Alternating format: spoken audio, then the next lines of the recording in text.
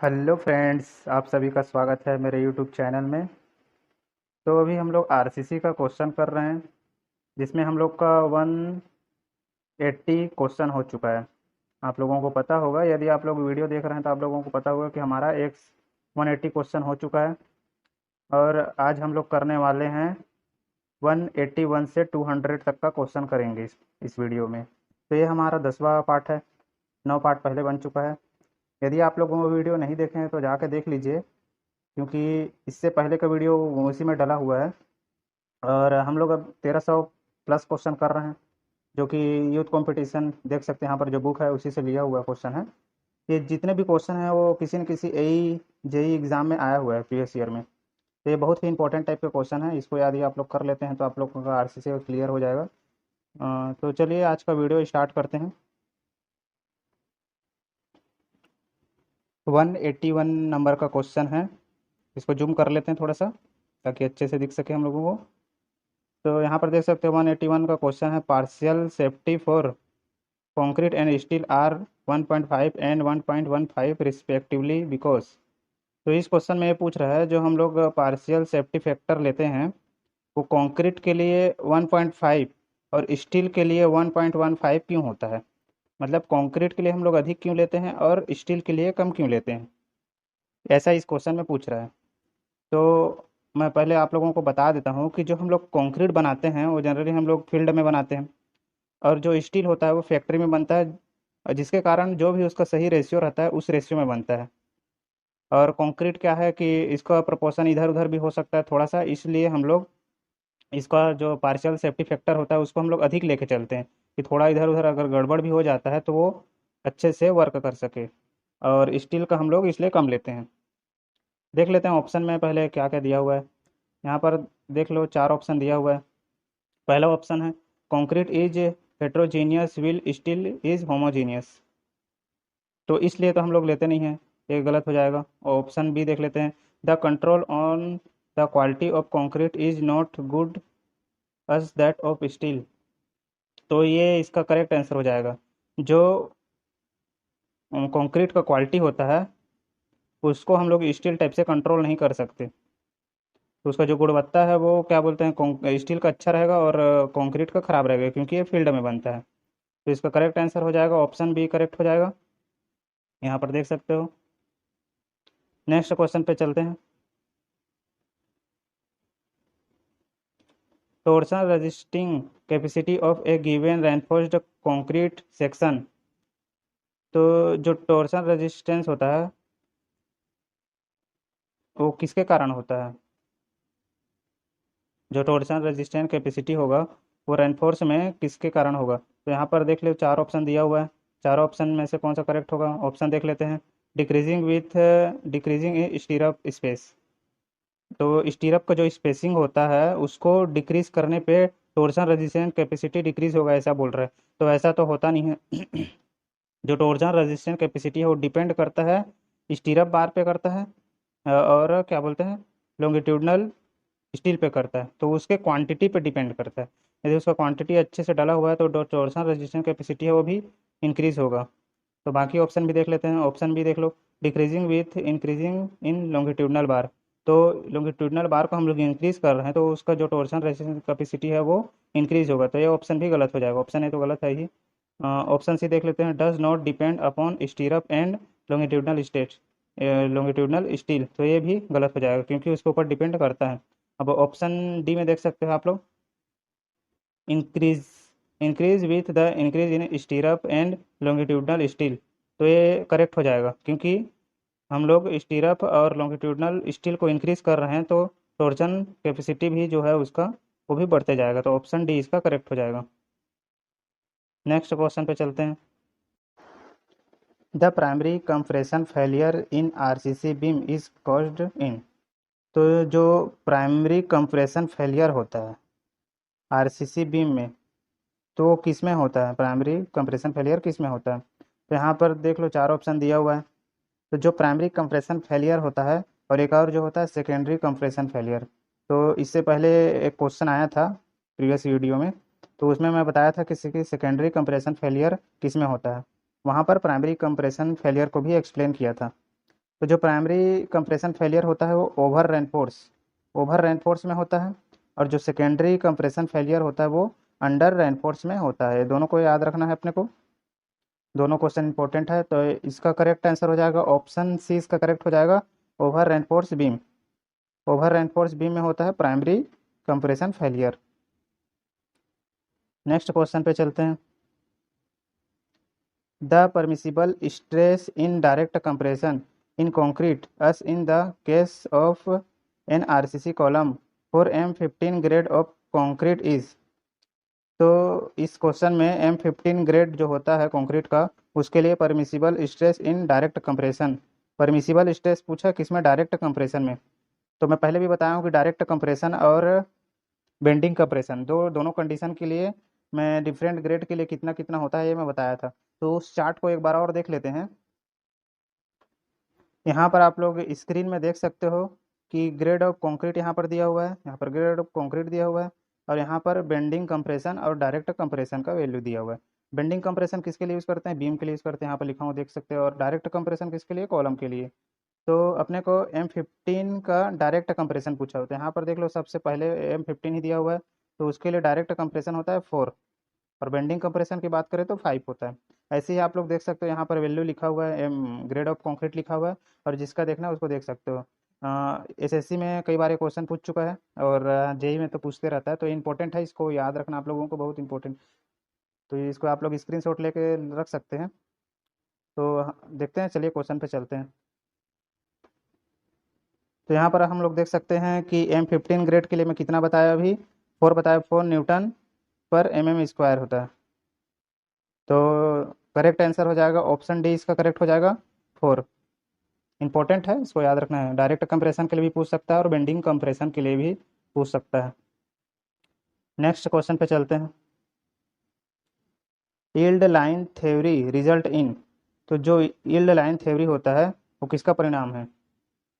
तो जो yield line theory है वो अपर बाउंड सॉल्यूशन पे बेस्ड है, और जो अपर बाउंड होता है वो प्रेडिक्टेड फेलियर लोड, मतलब प्रेडिक्टेड लोड फेलियर जो होता है उसमें अधिक लिया जाता है, इस कारण अपर बाउंड सॉल्यूशन बोलते हैं। तो इसका करेक्ट आंसर हो जाएगा ऑप्शन सी, इसका करेक्ट हो जाएगा अपर बाउंड सॉल्यूशन। इंपॉर्टेंट है, और इस टाइप का क्वेश्चन अगर यदि आप लोगों को मिलता है तो इसको आप लोग डायरेक्ट याद कर लिया करिए। चलिए नेक्स्ट क्वेश्चन पे चलते हैं।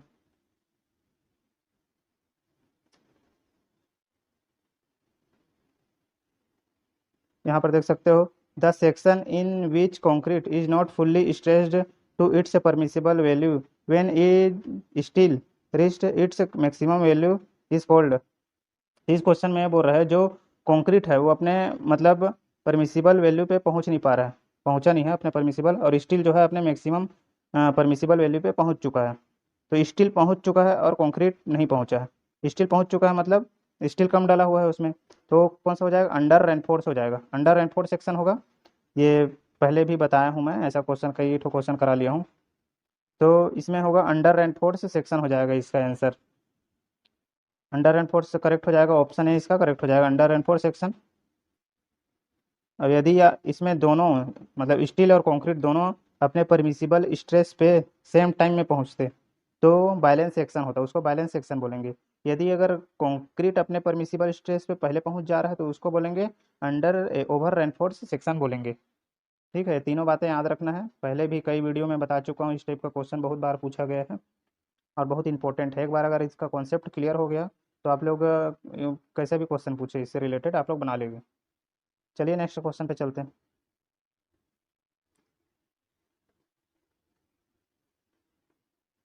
shear stress distribution of a beam of rectangular cross section subjected to transverse load will be। तो इस क्वेश्चन में शेयर स्ट्रेस डिस्ट्रीब्यूशन का जो शेप होता है उसको पूछा है, किसके लिए, रेक्टेंगुलर क्रॉस सेक्शन के लिए, रेक्टेंगुलर क्रॉस सेक्शन के लिए पूछा हुआ है। तो आप लोगों को मैं बता दूं, जो रेक्टेंगुलर क्रॉस सेक्शन के लिए होता है वो स्ट्रेस डिस्ट्रीब्यूशन कैसा होता है। चलिए तो देख लेते हैं स्ट्रेस डिस्ट्रीब्यूशन कैसा होता है। यहाँ पर आप लोग स्क्रीन में देख सकते हो कि शेयर स्ट्रेस डिस्ट्रीब्यूशन दिया हुआ है डिफरेंट डिफरेंट शेप के लिए। तो चलिए इसको जूम कर लेते हैं। अपने को क्वेश्चन में क्या पूछा हुआ है, रेक्टेंगुलर से क्रॉस सेक्शन के लिए। ना तो उसमें स्टील डला हुआ है ना कुछ डला हुआ है, तो बस क्रॉस सेक्शन है। जैसे पीसीसी यहाँ पर देख सकते हो कि होमोजीनियस दिया हुआ है। तो यदि रेक्टेंगुलर है, इसका अगर शेयर स्ट्रेस डिस्ट्रीब्यूशन डायग्राम देखें तो इस टाइप का बनेगा, पैराबोलिक बनेगा। और यहाँ पर जो टाउ मैक्स होगा यहाँ पर न्यूट्रल एक्सिस के पास होगा। अब यदि उसमें आरसीसी मतलब रेनफोर्स डला हुआ है, तो उस कंडीशन के लिए आप लोग यहाँ पर देख सकते हो कि पहले तो पैराबोलिक बनेगा, फिर उसके बाद रेक्टेंगुलर शेप में बनता है। तो यहाँ पर जो टाउ मैक्स होता है यहाँ पर न्यूट्रल एक्सिस के पास होगा, और यहाँ पर टाउ मिनिमम होगा। तो ये वाला क्वेश्चन कराया हूँ मैं पहले, जिसमें आरसीसी डला हुआ था और उसके लिए शेयर स्टेट डिस्ट्रीब्यूशन पूछा था। बट हम लोगों को अभी सिंपल रेक्टेंगुलर सेक्शन के लिए पूछा हुआ है, तो उसके लिए ये वाला शेप आप लोग देख सकते हो। और उस क्वेश्चन में अपने को शेप ही पूछा है, तो देख लेते हैं और आगे क्या क्या है। यहाँ पर मैं पहले बताया हूँ इसको, पहले बता दिया हूँ, फिर भी आप लोग देखना चाहते हैं देख सकते हैं, स्क्रीनशॉट लेना चाहते हैं तो स्क्रीनशॉट भी ले सकते हैं। चलिए क्वेश्चन पे चलते हैं। यहाँ पर देख सकते हो कि शेप दिया हुआ है ABCD, चार ऑप्शन दिया हुआ है, चारों में अलग अलग शेप दिया हुआ है। तो अभी मैं बताया कि रेक्टेंगुलर के लिए कैसा होता है, ऐसा होता है, पैराबोलिक टाइप का, डी शेप में टाइप का होता है। तो इसका करेक्ट आंसर हो जाएगा ऑप्शन डी, इसका करेक्ट हो जाएगा। यहाँ पर देख सकते हो कि ऑप्शन डी दिया हुआ है, पैराबोलिक। ठीक है, इंपॉर्टेंट है। जो भी जितने भी शेप होते हैं नॉर्मली यूज़ करने वाले, जैसे टी हो गया, आई हो गया, ये सब का तो जानना बहुत जरूरी है कि शेयर स्टेट डिस्ट्रीब्यूशन कैसा होता है। सारे इंपॉर्टेंट है, कुछ भी पूछ सकता है इसमें। रेक्टेंगुलर के लिए पूछा है तो किसी में टी सेक्शन के लिए भी पूछ सकता है, आई सेक्शन के लिए भी पूछ सकता है, चैनल सेक्शन के लिए भी पूछ सकता है। सभी को पता होना चाहिए। चलिए नेक्स्ट क्वेश्चन पे चलते हैं। The ultimate strength of an over reinforce RCC beam is proportional to. तो इस क्वेश्चन में ओवर रेनफोर्स सेक्शन के लिए अल्टीमेट स्ट्रेंथ पूछा है। तो ओवर रेनफोर्स में क्या होता है? ओवर रेनफोर्स में होता है जो स्टील का क्वांटिटी होता है वो अधिक होता है, स्टील का जो रेशियो रहता है वो अधिक होता है, और कंक्रीट कम रहता है। तो यदि स्टील ज़्यादा है तो उसमें कौन सा फेलियर होगा? ब्रिटल फेलियर होगा, ब्रिटल फेलियर होगा ना। तो हम लोग ब्रिटल फेलियर मतलब कंक्रीट पहले फेल होगा, कंक्रीट पहले फेल होगा। और कंक्रीट यदि पहले फेल हो रहा है तो हम लोग किसके लिए डिजाइन करेंगे? अल्टीमेट स्ट्रेंथ किसको लेके चलेंगे? कंक्रीट का स्ट्रेंथ को हम लोग लेके चलेंगे। तो कंक्रीट का जो क्रशिंग स्ट्रेंथ होगा वही अल्टीमेट स्ट्रेंथ होगा ओवर रेनफोर्स सेक्शन के लिए। यदि अंडर रेनफोर्स सेक्शन पूछ दिया रहता तो अंडर रेनफोर्स में क्या होता कि स्टील पहले फेल होता। तो अपना मतलब tensile strength of steel, tensile strength of steel इसका अल्टीमेट स्ट्रेंथ हो जाता किसके लिए? अंडर रेनफोर्स के लिए। बट इस कंडीशन में अपने को ओवर रेनफोर्स के लिए पूछा है, तो हम लोग देख लेते हैं कि क्रशिंग स्ट्रेंथ ऑफ कंक्रीट किसमें, कौन से ऑप्शन में है। तो ऑप्शन ए में आप लोग देख सकते हो कि क्रशिंग स्ट्रेंथ ऑफ कंक्रीट दिया हुआ है, तो ऑप्शन ए इसका करेक्ट हो जाएगा। आई होप ये आप लोगों को समझ में आ गया होगा। नेक्स्ट क्वेश्चन है, in an over reinforced section the actual neutral axis लाई। तो जो ओवर रेनफोर्स सेक्शन होता है उसमें जो एक्चुअल न्यूट्रल एक्सिस होता है वो कहाँ पर लाई करता है? तो जो ओवर रेनफोर्स होता है आप लोगों को पता होगा कि ओवर रेनफोर्स में जो एक्चुअल न्यूट्रल एक्सिस होता है वो क्रिटिकल न्यूट्रल एक्सिस के बिलो में लाई करता है, मतलब उसके नीचे होता है। तो मान लो कि एक्चुअल क्रिटिकल न्यूट्रल एक्सिस यहाँ पर है, तो ओवर रेनफोर्स सेक्शन का एक्चुअल न्यूट्रल एक्सिस उसके नीचे में लाई करेगा, ऐसे करके यहाँ पर नीचे में। और अंडर रेनफोर्स का कहाँ पर लाई करता है? एबव में लाई करता है, क्रिटिकल न्यूट्रल एक्सिस के। तो देखते हैं ऑप्शन में और क्या क्या दिया हुआ है, उसके हिसाब से हम लोग आंसर चूज करेंगे। तो ऑप्शन है देख सकते हो, above the critical neutral axis. तो अभी मैं क्या बताया, न्यूट्रल एक्सिस के बिलो में लाई करता है, तो ये गलत हो जाएगा। ऑप्शन भी देख सकते हो कि along the critical neutral axis, तो ये भी गलत हो जाएगा। ऑप्शन सी में देख सकते हो कि below the neutral critical neutral axis, तो ये इसका करेक्ट हो जाएगा, ऑप्शन सी इस क्वेश्चन का करेक्ट हो जाएगा। और यदि इस क्वेश्चन में अंडर रेनफोर्स के लिए पूछता तो इसका करेक्ट आंसर हो जाता ऑप्शन ए करेक्ट हो जाता। बट इस कंडीशन में ऑप्शन सी करेक्ट होगा। ठीक है, नेक्स्ट क्वेश्चन देख। The section of a reinforced beam where most distance concrete fiber in compression and tension in steel attain permissible stresses simultaneously is called। तो इस क्वेश्चन में क्या पूछ रहा है, जो सेक्शन है, कोई कंक्रीट का सेक्शन है उसमें जो कंप्रेशन और टेंशन है वो अपने परमिसिबल स्ट्रेस पे एक साथ पहुंच रहे हैं। स्टील और कंक्रीट का जो परमिसिबल परमिसिबल स्ट्रेस है दोनों एक साथ पे पहुंच रहे हैं, तो उसको कौन सा सेक्शन बोलेंगे। यहाँ पर चार ऑप्शन है, देख सकते हो। तो उसको हम लोग बोलते हैं बैलेंस सेक्शन बोलते हैं, इकोनॉमिक सेक्शन भी बोल सकते हैं, और क्रिटिकल सेक्शन भी बोल सकते हैं। चार तीनों ऑप्शन करेक्ट हो जाएगा, तो इसका करेक्ट आंसर हो जाएगा ऑप्शन डी करेक्ट हो जाएगा, ऑल ऑप्शन आर करेक्ट। ये क्वेश्चन मैं पहले भी करा चुका हूँ, रिपीटेड क्वेश्चन है, तो आप लोग देख लीजिएगा, इंपॉर्टेंट क्वेश्चन है। चलिए next question, the torsional effect in considerable in case of. तो इस क्वेश्चन में पूछ रहा है कि टॉर्सनल इफेक्ट होता है उसको कब कंसीडर करते हैं, किस केस में कंसीडर करते हैं। तो चलिए ऑप्शन देख लेते हैं, क्या क्या ऑप्शन दिया है। यहाँ पर ऑप्शन में देख सकते हो कि आई बीम दिया हुआ है, टी बीम दिया हुआ है, और बीम अराउंड स्टेयर, जो स्टेयर के राउंड में बीम होता है वो दिया हुआ है। तो यहाँ पर देख सकते हो कि तीनों ऑप्शन दिया हुआ है, और चौथे ऑप्शन में है बोथ ए एंड बी। तो जो टॉर्सनल स्ट्रेस होता है वो हम लोग आई बीम और जो बीम अराउंड स्टेयर होता है उसमें हम लोग कंसिडर करते हैं। तो इसका करेक्ट आंसर हो जाएगा ऑप्शन डी, इसका करेक्ट हो जाएगा, ए एंड सी। देख सकते हो क्वेश्चन यहाँ पर क्या है, जो टॉर्सनल इफेक्ट है वो किस में इफेक्ट करता है, आई बीम में, और क्या बोलते हैं, बीम अराउंड स्टेयर, स्टेयर के अराउंड बीम रहता है उसमें हम लोग कंसिडर करते हैं। तो इसका करेक्ट आंसर हो जाएगा ऑप्शन डी, इसका करेक्ट होगा। नेक्स्ट क्वेश्चन पे चलते हैं, the ultimate strength of an under enforce RCC beam is proportional to. तो इस क्वेश्चन में ये पूछ रहा है जो अंडर एनफोर्स होता है तो उसके लिए अल्टीमेट स्ट्रेंथ किसके प्रोपोर्शनल होता है। तो इससे पहले क्वेश्चन में बताया बताया था कि ओवर रेनफोर्स के लिए अल्टीमेट स्ट्रेंथ किसके प्रोपोर्शनल होता है, और अंडर रेनफोर्समेंट के लिए भी बताया था, दोनों के लिए बताया था। यहाँ पर मैं फिर एक बार और बता देता हूँ कि जो अंडर रेनफोर्स होता है उसमें जो स्टील का क्वांटिटी होता है वो कम डला रहता है। तो इसमें जो भी फैल होगा वो पहले स्टील फैल होगा, पहले स्टील फैल होगा। तो स्टील का जो टेंसाइल स्ट्रेंथ होगा वही उसी को हम लोग अल्टीमेट अल्टीमेट स्ट्रेंथ लेके चलेंगे। ठीक है, किसके कंडीशन में, अंडर रेनफोर्स के कंडीशन में। यदि ओवर रेनफोर्स का कंडीशन है तो उसके लिए मैं बताया था कि अंडर रेनफोर्स में जो कंक्रीट है वो पहले फैल होगा, तो कंक्रीट का जो क्रशिंग स्ट्रेंथ होगा उसी को हम लोग अल्टीमेट स्ट्रेंथ लेके चलेंगे। तो इस क्वेश्चन में हम लोग किसको लेके चलेंगे, टेंसाइल स्ट्रेंथ को लेके चलेंगे। तो देख लेते हैं ऑप्शन में क्या क्या दिया हुआ है। ऑप्शन यहाँ पर देख सकते हैं आप लोग कि ऑप्शन ए दिया है crushing strength of the concrete, तो ये गलत हो जाएगा।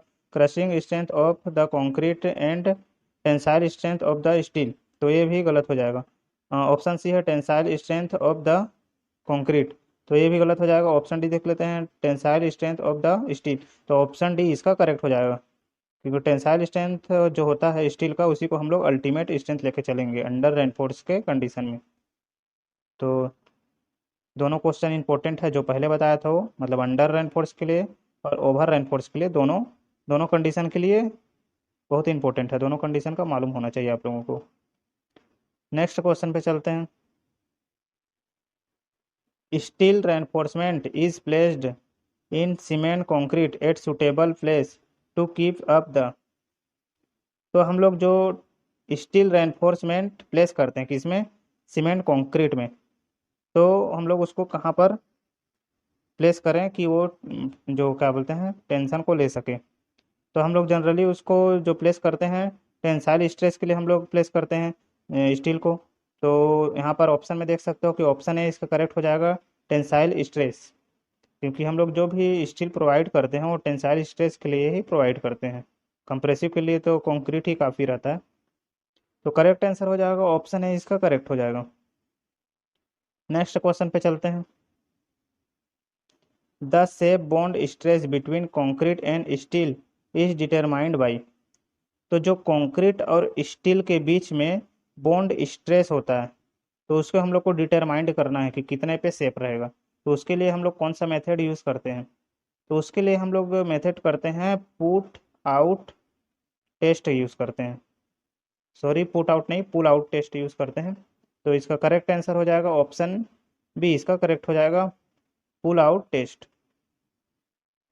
Next question, the main advantage of a steel member is. तो जो स्टील हम लोग यूज़ करते हैं उसका क्या एडवांटेज है, ऐसा इस क्वेश्चन में पूछ रहा है। और यहाँ पर आप लोग देख सकते हो कि 4 ऑप्शन दिया हुआ है। तो आप लोगों को ये पता ही होगा कि हम लोग स्टील जो प्रोवाइड करते हैं वो क्यों प्रोवाइड करते हैं और उसका क्या क्या एडवांटेज होता है। तो ऑप्शन देख लेते हैं। ऑप्शन यहाँ पर देख सकते हो, ए इट हाई स्ट्रेंथ। तो जो स्टील होता है वो तो हाई स्ट्रेंथ होता ही है, तो ये तो करेक्ट हो जाएगा। ऑप्शन बी देख लेते हैं, it's gas and water tightness. जो गैस और वाटर टाइटनेस होता है, मतलब गैस और वाटर को बाहर निकलने नहीं देता, तो ये भी करेक्ट हो जाएगा। ऑप्शन सी देख लेते हैं, इट्स लॉन्ग सर्विस लाइफ। अब ये लंबे टाइम तक चलता है, तो ऑप्शन सी भी इसका करेक्ट हो जाएगा। तो ऑप्शन इसका डी करेक्ट हो जाएगा। ऑल ऑप्शन आर करेक्ट, सभी ऑप्शन करेक्ट हैं, तो डी ऑप्शन इसका करेक्ट होगा। Next question, in a rectangular beam the distribution of shear intensity over the cross section follows the curve as. तो इस क्वेश्चन में अपने को पूछा है जो रेक्टेंगुलर बीम होता है उसके लिए शेयर स्ट्रेस डिस्ट्रीब्यूशन कैसा होता है। तो ऑप्शन में देख लेते हैं कौन कौन सा ऑप्शन दिया हुआ है। यहाँ पर देख सकते हो कि 4 ऑप्शन दिया हुआ है। और मैं पहले बताया हूँ कि जो रेक्टेंगुलर होता है रेक्टेंगुलर होता है उसके लिए शेयर शेयर स्ट्रेस डिस्ट्रीब्यूशन कैसा होता है, ऐसा होता है ना, पैराबोलिक टाइप का, टी शेप में बनता है। किस कंडीशन में, यदि उसमें कोई स्टील या फिर बार बार नहीं डला है उस कंडीशन में। यदि मान लो कि ये ये क्या है, कंक्रीट है, कंक्रीट ब्लॉक है और इसमें स्टील डला हुआ है, तो उसका शेप ऐसे मुड़ जाता है और नीचे में रेक्टेंगुलर बनता है। ये तो मैं बता चुका हूँ, डायग्राम में बताया था आप लोगों को। तो इसमें इस कंडीशन में आपने क्या पूछा, सिंपल आरसी रेक्टेंगुलर बीम के लिए पूछा हुआ है, तो पैराबोलिक होता है उसका। तो इसका करेक्ट आंसर हो जाएगा ऑप्शन बी में। देख सकते हो कि पैराबोलिक दिया हुआ है, तो ऑप्शन बी इसका करेक्ट हो जाएगा। तो यहाँ पर आप लोगों का 200 क्वेश्चन कंप्लीट हो चुका है। देख सकते हो कि 200 क्वेश्चन हम लोगों का कंप्लीट हो चुका है। आरसीसी का 200 क्वेश्चन कंप्लीट हो चुका है। और बाकी क्वेश्चन हम लोग ऐसे धीरे धीरे करते जाएंगे। लगभग 1300 क्वेश्चन है, तो इसको टाइम लगेगा करने में। जैसे ही ये खत्म होने लगेगा या फिर जैसे आधा से अधिक खत्म हो जाएगा तो मैं दूसरा सब्जेक्ट भी स्टार्ट करूंगा। यदि आप लोगों को वीडियो अच्छा लग रहा है, क्वेश्चन कुछ समझ में आ रहा है, तो आप लोग इसको लाइक करें और अपने दोस्तों के साथ शेयर करें, और नए हो तो इस चैनल को सब्सक्राइब करना ना भूलें। तो चलिए चलते हैं, आज के लिए बाय।